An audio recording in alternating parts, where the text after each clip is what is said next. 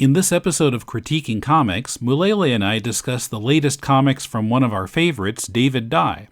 First, help us reach our goal to unlock a new podcast about the manga Fullmetal Alchemist, The Law of Equivalent Exchange. It's a chapter-by-chapter reading of the manga, with commentary on the translation, including the sound effects, and on how creator Hiromu Arakawa masterfully put together the story of Edward and Alphonse Elric. Patrick and I have already started recording the show, and we can't wait for you to hear it. If you're a fan of Fullmetal Alchemist, one of the best manga of the 21st century, pledge now at patreon.com/deconcomics to hear The Law of Equivalent Exchange. This is Tim. I'm Mulele. And this is Critiquing Comics.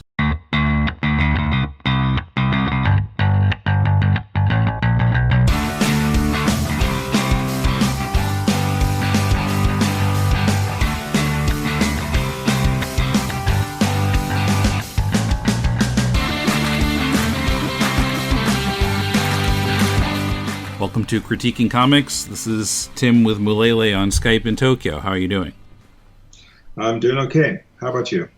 I'm pretty good. For once, it's not raining. It's been a really long and rainy season here in Tokyo. Looks like it's going to stretch into August, which it generally never does. Yeah. I thought I had heard cicada the other day. We usually get them like full blast around now, but it's silent again. I guess they went home. Yeah, I heard some the other day also. But it was not here in Kunitachi. I haven't heard any yet here. Maybe they're all just swimming or something.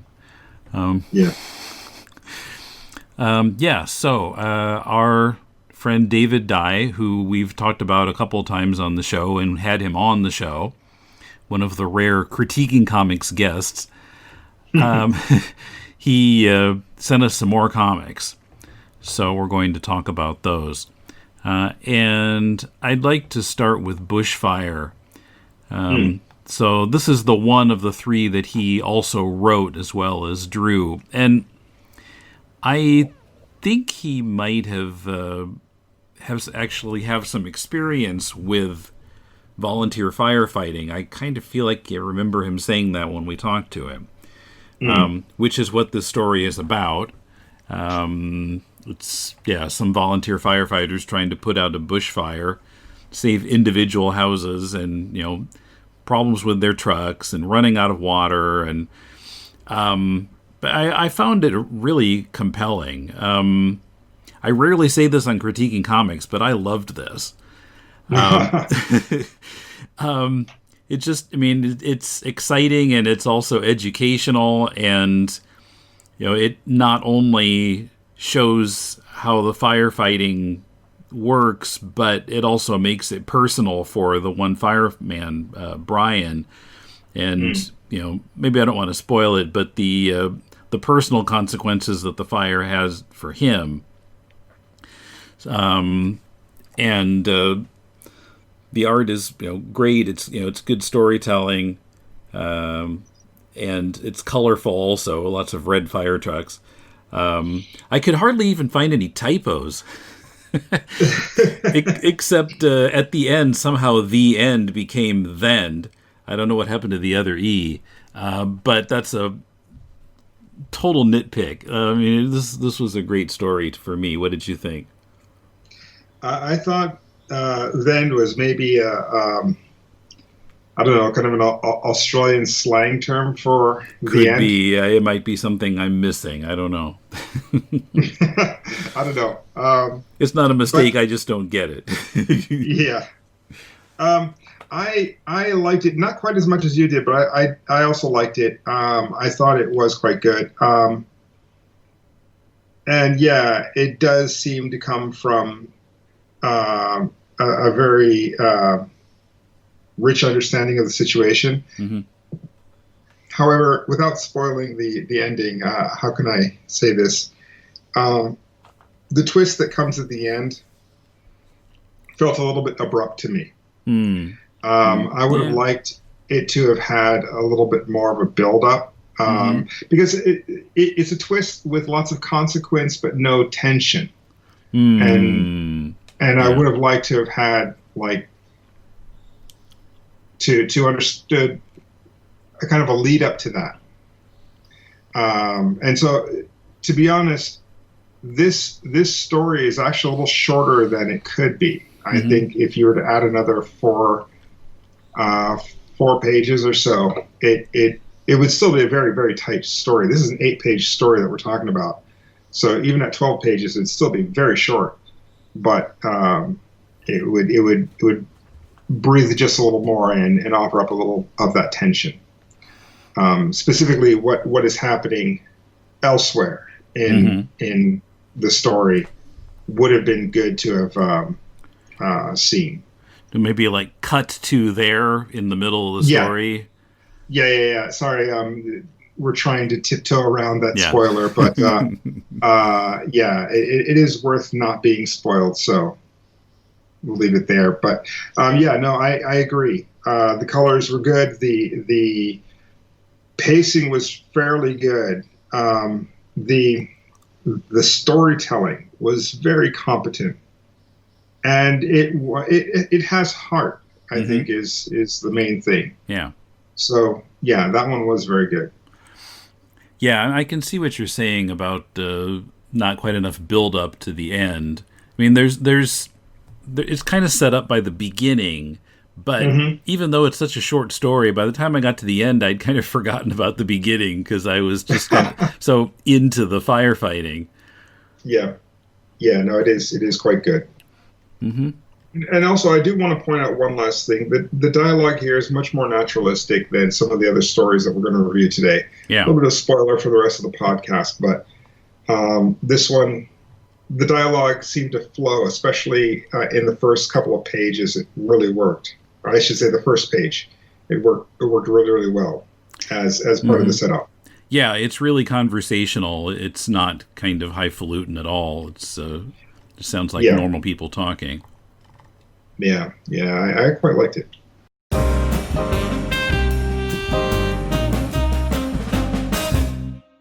Let's go to the Tales of the Blue Sage.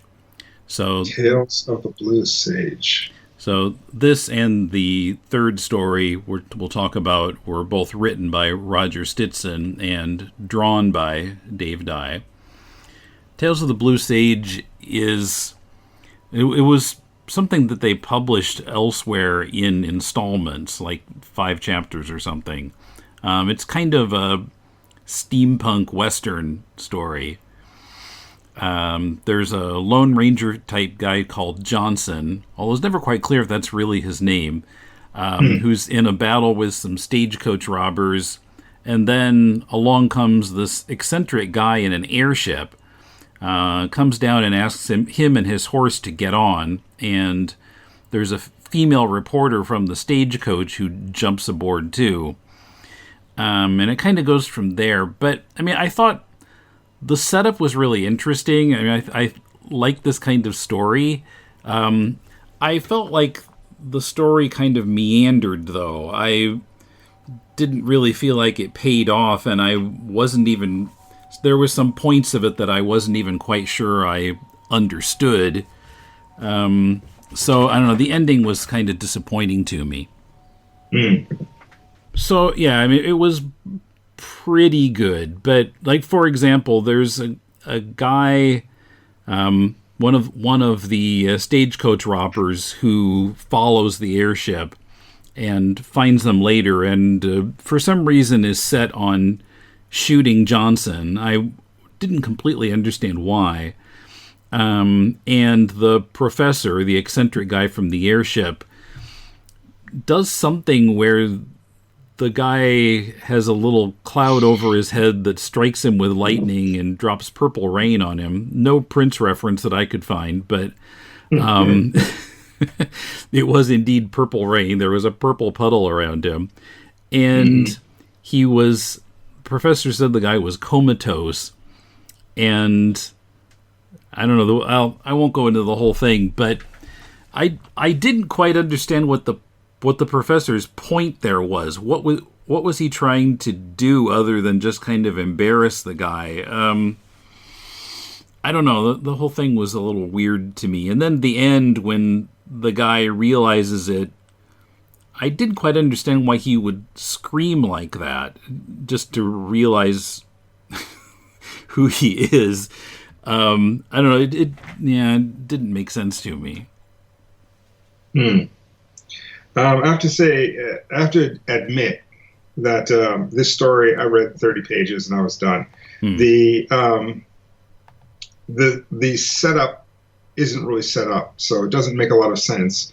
Why the reporter jumps in. We have to imagine that she's a plucky reporter after a story, kind of Lois Lane type. And the masked cowboy, we have to just, he's got no origin, he's got no purpose, he's kind of stupid. And he's kind of there as a goof more than anything else.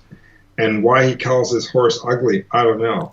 The horse was kind of ugly, but not real ugly, right? So, yeah, and also the professor's motive for asking Johnson to join him was kind of half explained, I felt. There's something about wanting to collaborate and help him pay debts or something, but I didn't really feel like that paid off either, to the extent it was even explained. Yeah, so with no rhyme or reason, these things kind of come together and start moving forward through the story. And it's like, why though? And without that being answered, I'm not invested in any of these characters. Don't particularly like any of the characters.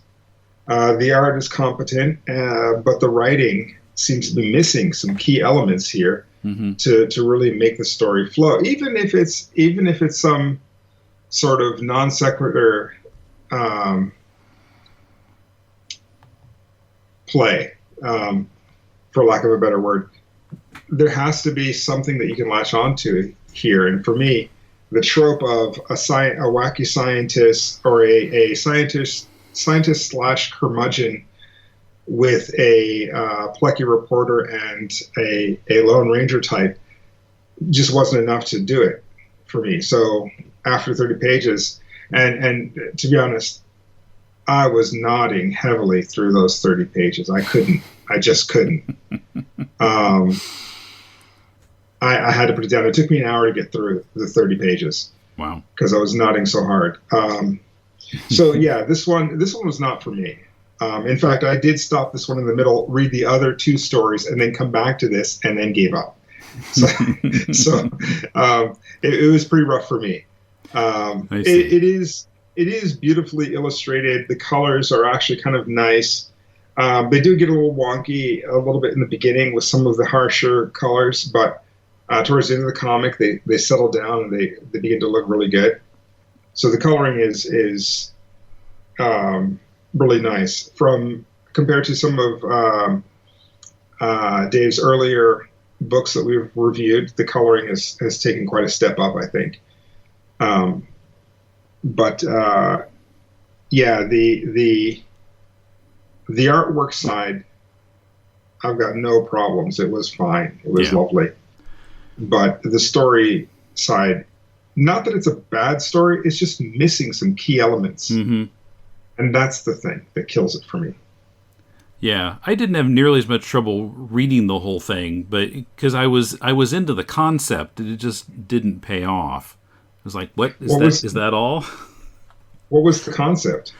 Well, the whole kind of combination of like steampunk and cowboys is interesting to me. But the actual story, as you say, was missing some things. So it had potential for me, but it didn't achieve it. Yeah.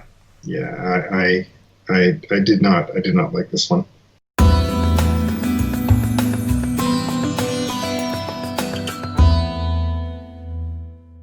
All right, shall we move on to the third one then?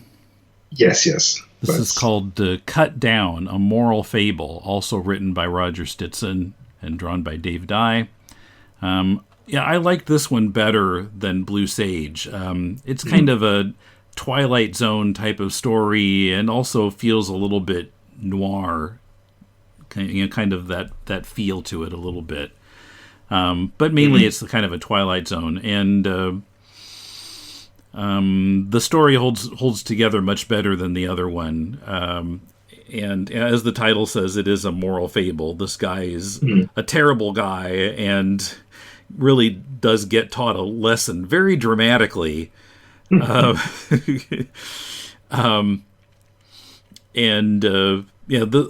storytelling was excellent also, I thought. There were a couple places where I thought, could have potentially been hard to understand if the artist wasn't on his game. But there's a point where several different things happen that cause an arrow to be shot. And I thought that could have been really confusing, but I understood exactly what happened from the art. So, what do you think? Yeah, I like this one quite a bit more than the Blue Sage as well. The first page shows the end of the story in kind of a weird way, with the picture flipping through the air and then coming towards the camera, and the other guy with the fez in the wheelchair laughing with an arrow in his chest. And it's such a bizarre picture that we just kind of dismiss it and get to the story. And then the story goes through and we get to that ending. And the ending was a bit unexpectedly violent. Yeah. I mean, the arrow through the chest, you kind of see it, but there's not much gore there. It's just a man with a bit of something sticking out. But the end of the comic was much, much more graphic. I actually liked this one. It did very much remind me of the Twilight Zone, and I enjoyed it for that. The artwork, again, is lovely. And I kind of liked that he was just telling a kind of straight story. He was keeping it very, very simple. And he wasn't getting, I don't want to say weird, because he doesn't really get weird in his artwork, but it was a competently told, well-designed story. It was interesting to look at, and the expressions were good. And one of the things while reading the story that came to me was that Dave Dye does have such a variety of artistic styles. You can't always pick out his artwork, but it is always competent. He does have a penchant for circular panel work, though, especially with close-up objects and faces. There's nothing wrong with that. That's totally fine. But it for me, through these three comics, it's one of the constant things throughout all of the artwork. Yeah, that's true. I hadn't noticed that, but yeah, there are a lot of round panels. Yeah. The only thing missing from this is a Rod Serling-like narrative running through it. We do have the Edgar Allan Poe bit at the beginning and at the end, which I thought was cool. And the music cues I liked as well. And it made me think about some of the music cues that I plan to use in some of my own work in the future. So you're talking about we see the lyrics coming from the radio and stuff like that? Yeah, not only the lyrics, but we also hear clippets of a radio drama. Yeah, like a kind of noir drama, it sounds like. Yeah, and it seems to kind of interplay with his movements or his whatever's happening in that scene quite well. The only bit of confusion that I have is when he gets to the fog. This fog surrounds his car. He can't see anything. Then it suddenly clears. And when it clears, actually, that is kind of the point. That maybe that's the start point of it. Because when it clears, he arrives at the objects of art and bookshop. Right, and then everything that happens almost up to the end is something else. A dream? Probably not a dream exactly, but some kind of illusion, or... It's kind of hard to say, and that was the thing about the Twilight Zone, is that it moved like a dream, but it was very much set in a kind of reality. The consequences were real and nightmarish. But like the verse at the beginning from Poe says, we peer into the abyss. Our first impulse is to shrink from the danger. Unaccountably, we remain the imp of the perverse. I guess the imp of the perverse is the name of the piece that it's from. Yeah, by Poe. Yeah. But this is the thing. The beginning of him, I should say not the beginning, but perhaps when he goes through the fog, that is actually the place where he resets, where he remains in a way. So in that sense, he's kind of stuck in this one repeating cycle. Because if we look at the bit after the fog, he seems a little bit disorientated.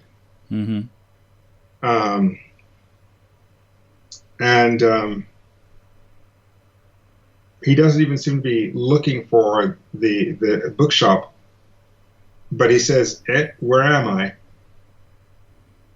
What is this place? Familiar. And then he realizes he has this leather bookmark with the bookstore on it. But he's still kind of disorientated. But he goes back and he wanders in. And then everything happens. So even though the bookstore should be gone the next day, in fact, the last panel or the last picture on the back cover is the store boarded up and the lot for a new tenant, set for a new tenant. Oh yeah, for sale. Yeah.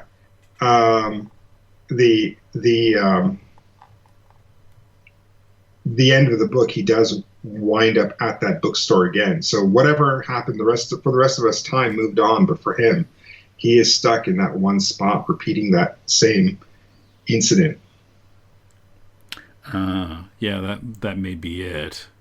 Yeah, because he doesn't remember what happened before in the story. And now that important truck in the story is going by again in the last panel. Yeah. So I don't know. Perhaps those who do not learn from history are doomed to repeat it, kind of thing. Maybe I'm stretching a little bit, but could be. I kind of felt at the beginning of the book, it sets him up as a carefree, whatever's good for me is what's going to happen kind of guy. And the people around him are all kind of like, look, buddy, you don't need to be this much of a dick. And it's going to come back on you.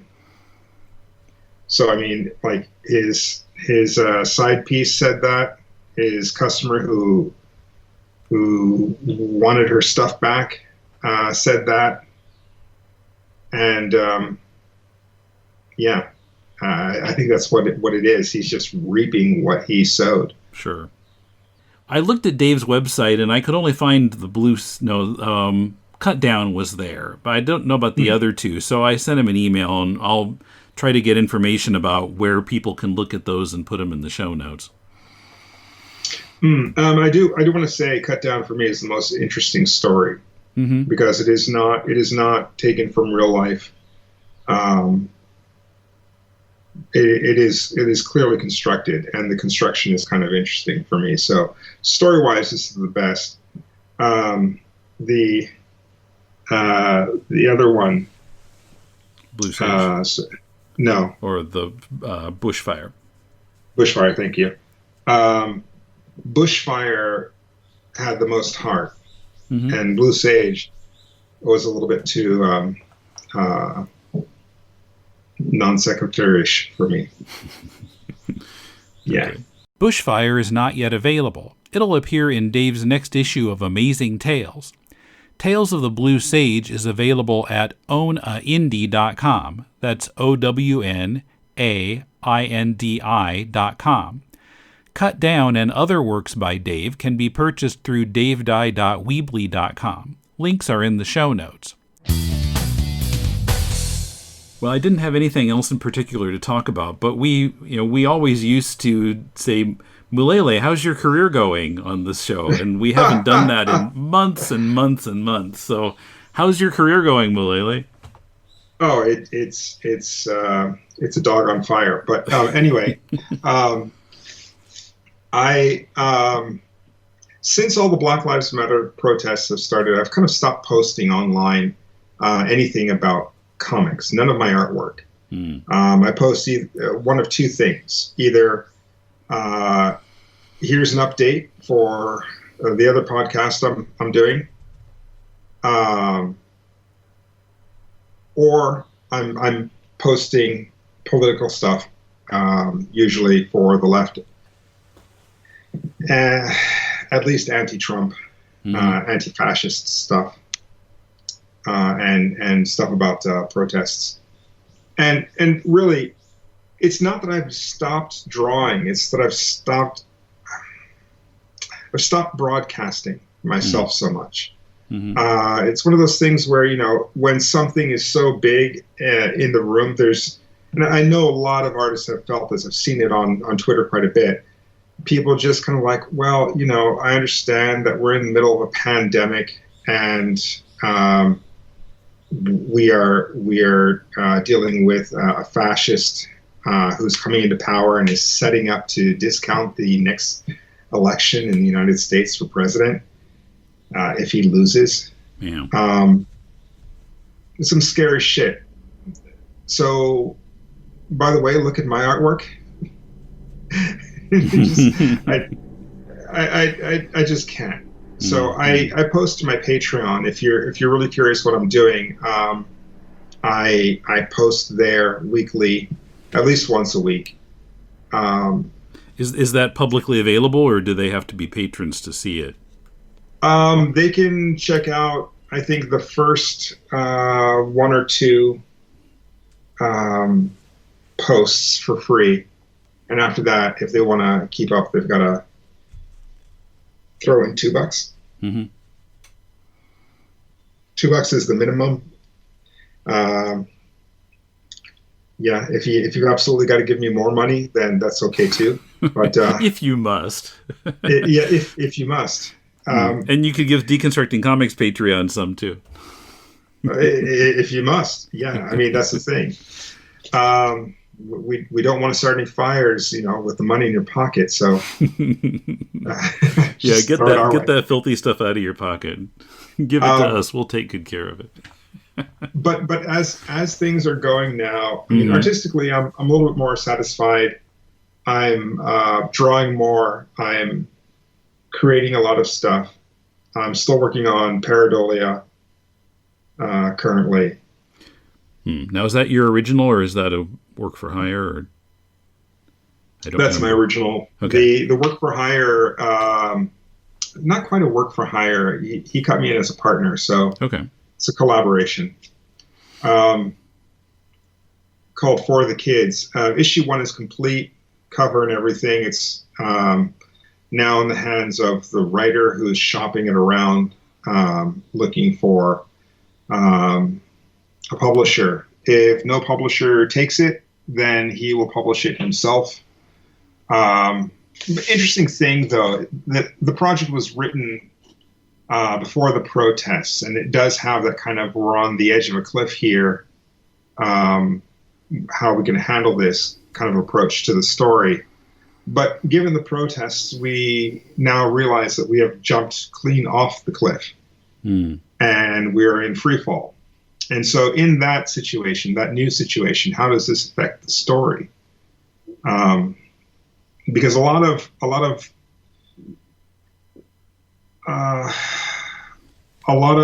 dystopian future stories involve now protests and overreach by the government, like violent overreach.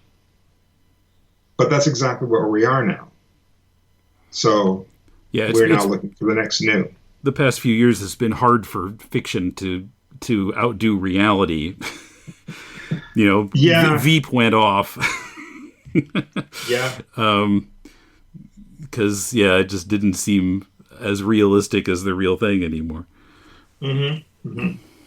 Well, when the satire is the reality, then you're kind of done. People have been pointing to articles from The Onion, and you just have to take a moment. It's like, okay, is that real? Like, it says Onion, but I do kind of remember something like this happening. Yeah, and there have been some cases where the shit has been true.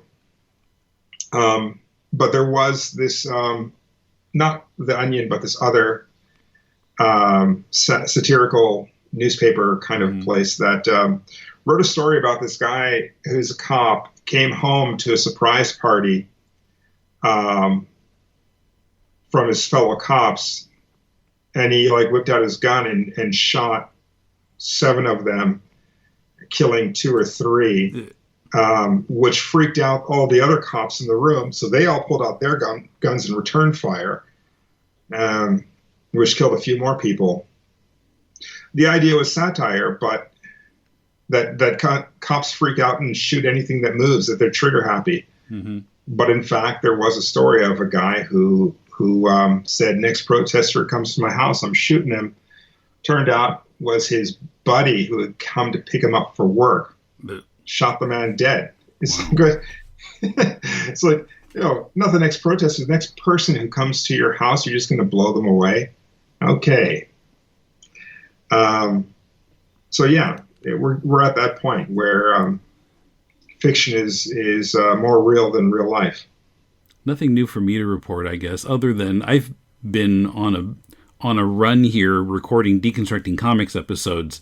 As we record this on July 27th, August is almost entirely recorded for weekly Deconstructing Comics episodes. So Critiquing Comics is going to be coming out on the weekend for at least a little while because I've got so much content.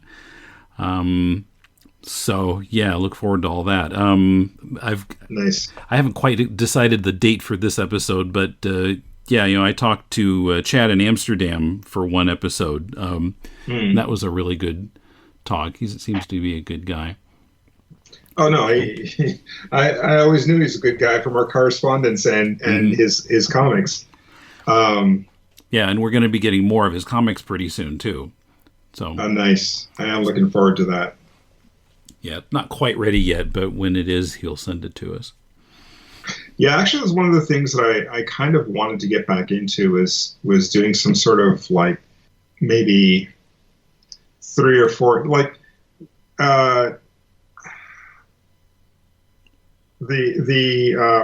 so I can never remember the name of my projects. I'm just kind of bad that way, but Yakai. No. Yakai was done as a periodical 4 times a year. It lasted for exactly 1 year. Mm-hmm. And then I collected it and put it out in English. The periodical version was Japanese, in Japanese. Mm-hmm. And I would love to do something like that again, where just every couple of months I put out an issue of something, and it's a regular thing. But the return on that is kind of hard. Mm-hmm. Unless you have regular subscribers. Yeah. The first issue you sell 1 million. Second issue you sell 500, and the third issue you sell 1. And so it's kind of hard to maintain that. Mm-hmm. But looking at Chat in Amsterdam, I like it as a series. It's just cool. Mm-hmm. Yeah. Yeah. And so we actually do have somewhat of a queue again for Critiquing Comics, so we can move right on to those. We are going to get back to the Patreon movie reviews. I think we've got kind of a dispute about what we're going to talk about, but Yeah, I'll see what I can get watched over the summer. I don't have school in August. I should say in Japan, the public schools are most of them are just having a 2-week summer vacation where it would normally be 5 or 6. My private high school, we've got all of August pretty much. I guess the kids have to go back on the 31st. So I've got an almost normal length summer vacation, so a little bit short. Probably just going to be teaching English online and working on podcasts. And maybe I can finally get around to cleaning my room here. Nice. Which I was going to do all through, spring vacation and the shutdown that to the extent we had one here. I was home and I just didn't get any of that stuff done. I was always teaching or making podcasts. So, well, one must suffer for one's art. Yeah, I guess so. Yeah. Yeah. All right. Well, so if you would like us to critique your work, send a PDF or a link to mail@deconstructingcomics.com. We'll read at least 30 pages of it and critique it on the show. Or someone else's work, like somebody who's making comics and you think that they could use a critique, please send it to us. Yeah. So, till next time, this is Tim. And Willele. And thanks for listening to Critiquing Comics. On Wednesday, a new Deconstructing Comics featuring Mike Barron and Jason McNamara. And then Mulele and I will be back next Saturday with a critique of another comic. See you then.